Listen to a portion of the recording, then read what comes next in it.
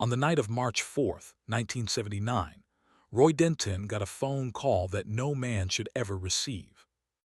The only reason his son survived it was because Roy Denton was the kind of man who answered the phone, even when the world had given him every reason not to. That's where this story starts.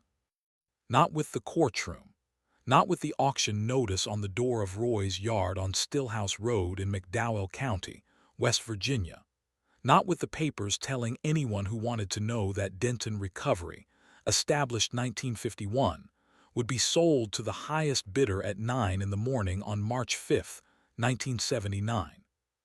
With a phone call at 11:40 at night, a state trooper's voice on the line, a mountain road name that Roy knew, and the words that every father with a son on coal roads spends his whole life hopping he will never hear.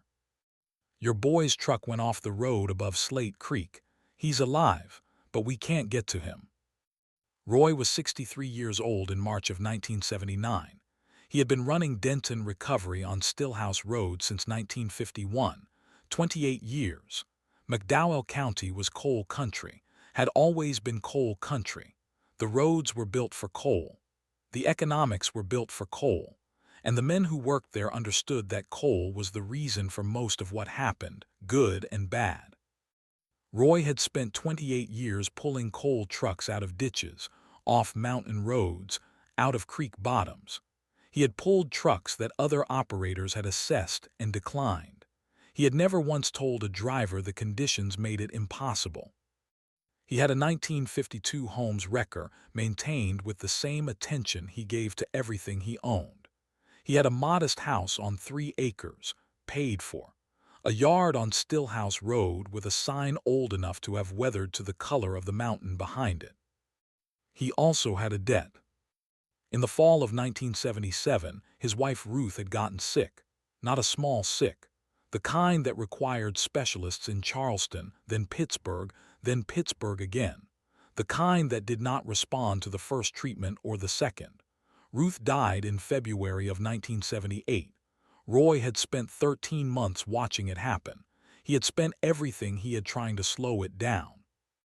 When she was gone, he had a yard, a truck, a house, and a debt to Mercer Coal Transport of $34,000. It had accumulated through deferred invoices, short payments, and one emergency loan that Dale Mercer had offered Roy personally, in Roy's kitchen, 2 months before Ruth died. Roy had been too exhausted and too grateful to examine the terms carefully.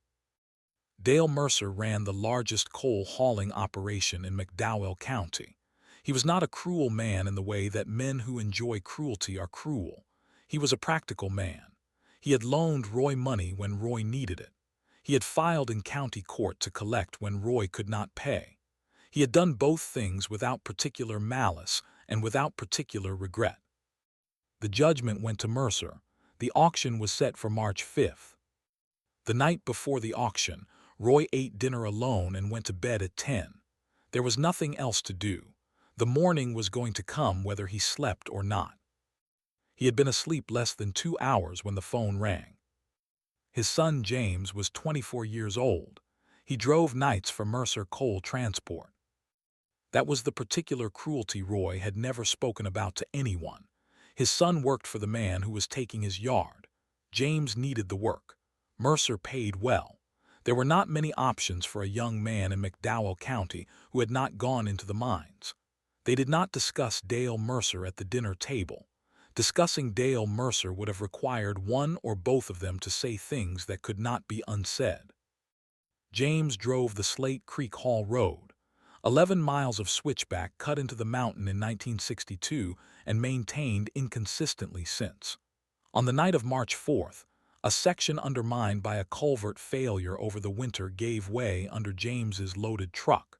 Third switchback from the bottom. The road edge simply ceased to exist under the right rear tandem. The load shifted hard left. The cab swung into the cut bank. The truck came to rest with the left side against the bank and the right side hanging over nothing. The drop on the right side was 60 feet to the creek bottom. The state trooper called Mercer's emergency line. The dispatcher said road conditions made the approach too dangerous. 2 other recovery companies said the same. The state highway unit was committed elsewhere until morning. The trooper's name was Carl Withers. He had grown up 3 miles from Roy's yard. He called Roy because he knew that if there was a truck on a mountain road in McDowell County that nobody else could reach, Roy Denton was the call you made. Carl knew about the auction. Everyone in the county did. He called anyway. Roy listened without interrupting. He asked 2 questions. Which side of the truck is against the bank? How far does the culvert failure extend? Carl told him. I'll be there in 30 minutes, Roy said. He got dressed. He went out to the yard. He started the Holmes.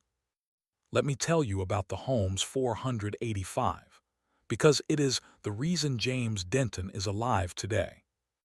Roy had bought the 1952 Holmes 485 in 1958, $1,100 from an operator in Logan County who was upgrading. The Holmes was 6 years old then. It had the history that working equipment accumulates in coal country. Used hard, maintained adequately, the scars to prove both. Roy had maintained it better than adequately for 21 years. Every component had been gone through at least once. The winch drum rebuilt in 1965 and again in 1974. The chain on the drum replaced on a schedule Roy kept in a notebook, not when it showed obvious wear, when experience told him it was time, regardless of appearance. What the Holmes had that mattered on the night of March 4th was not its rating or its age. It was a boom modification Roy had built in the winter of 1970 to 1971. The modification came from a job in 1970, a truck on a ledge above a drop, approach from below impossible, approach from above the only option.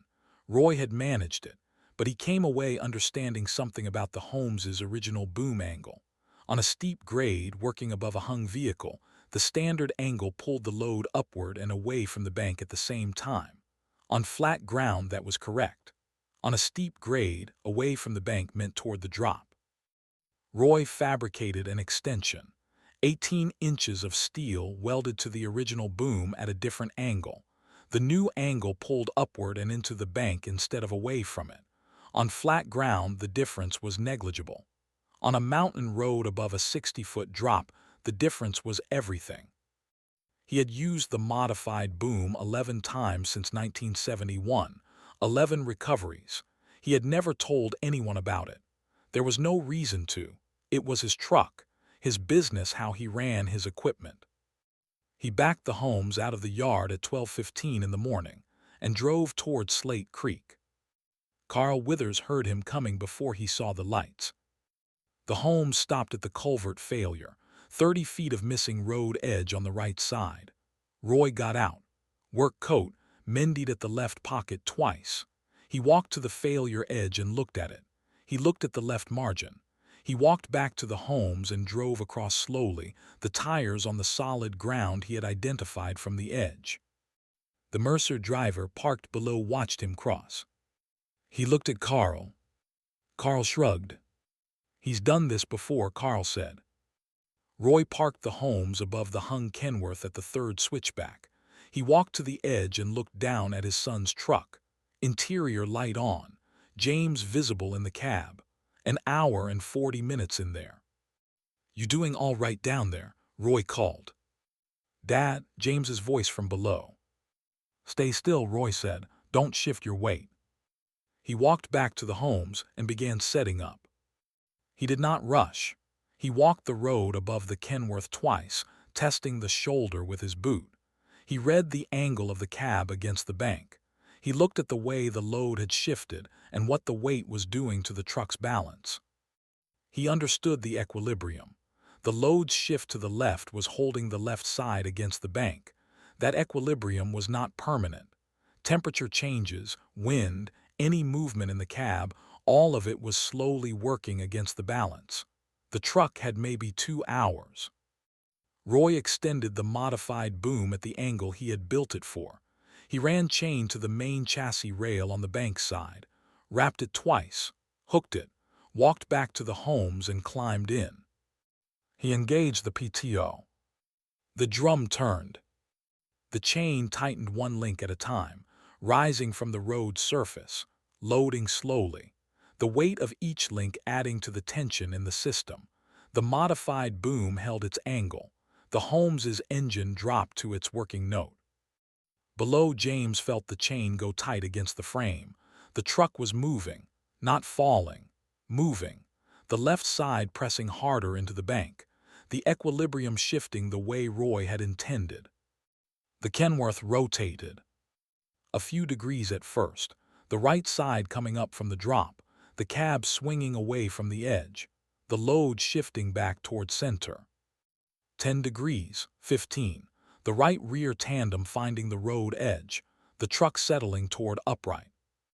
20 degrees, both axles on the surface, load recentered, drop side clear. Roy disengaged the PTO. He sat in the cab for a moment. Then he got out and walked to the edge and looked down at his son's truck, both axles on the surface, cab upright, interior lights still on. "James," Roy said. "Yeah," James said from inside the cab. "Try the door." A pause, the sound of a door opening. James climbed out and stood on the road on unsteady legs. He looked up at his father on the switchback above. Neither of them said anything for a moment. "You all right?" Roy said. "Yeah," James said. "Yeah, I'm all right." Roy nodded. He turned and walked back to the Holmes and began coiling chain. Carl walked over when James was on the road. "The auction's in 8 hours," Carl said. Roy kept coiling. "I know when the auction is," Roy said. Carl started to say something else. Roy shook his head, not with anger, with the finality of a man who had already been through whatever Carl was about to suggest. "It's all right, Carl," Roy said. "It's all right." They came off the mountain at 2:40 in the morning. The Mercer driver Greg was still at the bottom. He had watched the lights on the mountain for an hour and a half. Greg walked over. He looked at James. He looked at Roy. He looked at the Holmes. "That modification on your boom," he said. "The angle extension. I've never seen that on a Holmes 485. Roy didn't answer. Greg nodded slowly. He walked back to his truck and drove away. Roy told James to go home. James tried to say something about the auction, about money he had saved. Roy shook his head.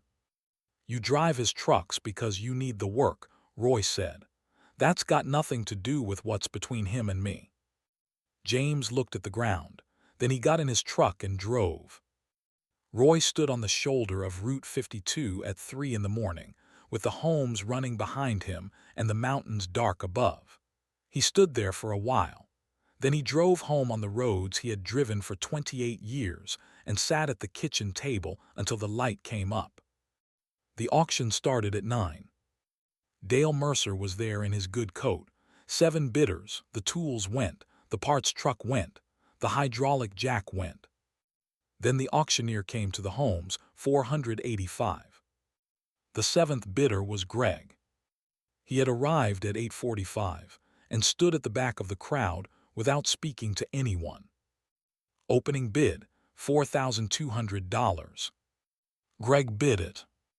A neighboring operator bid 4.5. Greg bid 5,000. Another bid 5.2. Greg bid 6,000.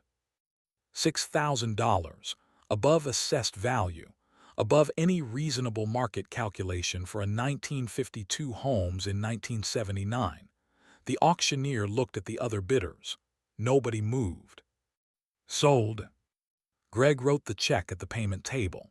Then he walked to where Roy stood at the edge of his own yard, watching his own equipment be sold piece by piece. Greg held out the keys.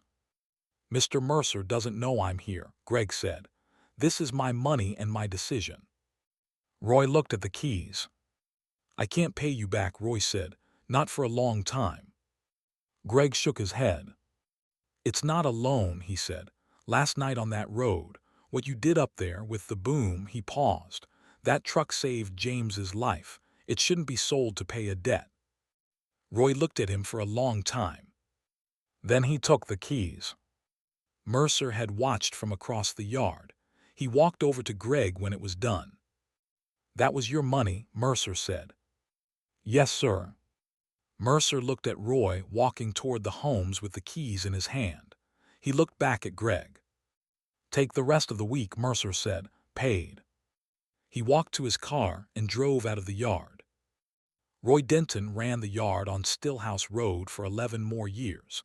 He paid Greg back in full by 1983. He and Mercer were never enemies and never friends. Mercer's trucks broke down on mountain roads, and Roy pulled them out and invoiced Mercer, and neither of them discussed March of 1979. James left Mercer Coal Transport in 1981 and started an equipment repair shop in Welch. It ran for 20 years. When people asked where he learned to work on equipment, he said the same thing every time: "My grandfather, my father, and a mountain road." Roy retired in 1990 and sold the yard and the homes to Paul Stacy.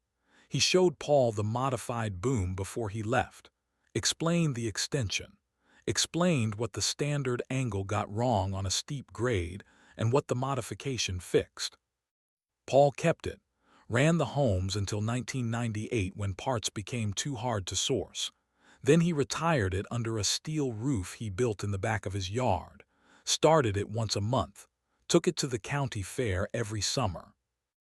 Roy Denton died in 2001. His funeral was full in the way that funerals fill for men who spent their lives doing the work that other men needed done and asking nothing beyond the invoice. Greg drove from Virginia for it. Some things require the presence of the body and not just the thought. He found James at the reception. "Your father," Greg said, "that night on Slate Creek. He crossed that failure in the dark and set up that boom and ran that chain like it was any other job, like the auction in the morning was nothing, like none of it was anything except the job in front of him." James looked at his hands. "That's who he was," James said. "That's exactly who he was." Greg was quiet. "He taught me that," James said. "He came up that road in the dark and he didn't say a word about the morning. He just asked which side of the truck was against the bank, because that was all that mattered right then." The Holmes 485 is still in McDowell County. Paul Stacy's son runs the yard now. The Holmes is in the back under the steel roof, started once a month, taken to the fair every summer. The modified boom is still on it, Roy's extension. The 18 inches of fabricated steel at the angle that pulls upward and into the bank instead of away from it. The modification no factory ever offered and no manual ever described. People ask about it at the fair. The answer is always the same. A man built that to save lives on mountain roads. And on the night of March 4th, 1979, the night before everything he had built was going to be taken from him, it saved his son's life on a switchback above Slate Creek. He drove up that mountain not because he had to, not because anyone would have blamed him for staying home. He drove up because his son was in that truck, and because he was the only one who could.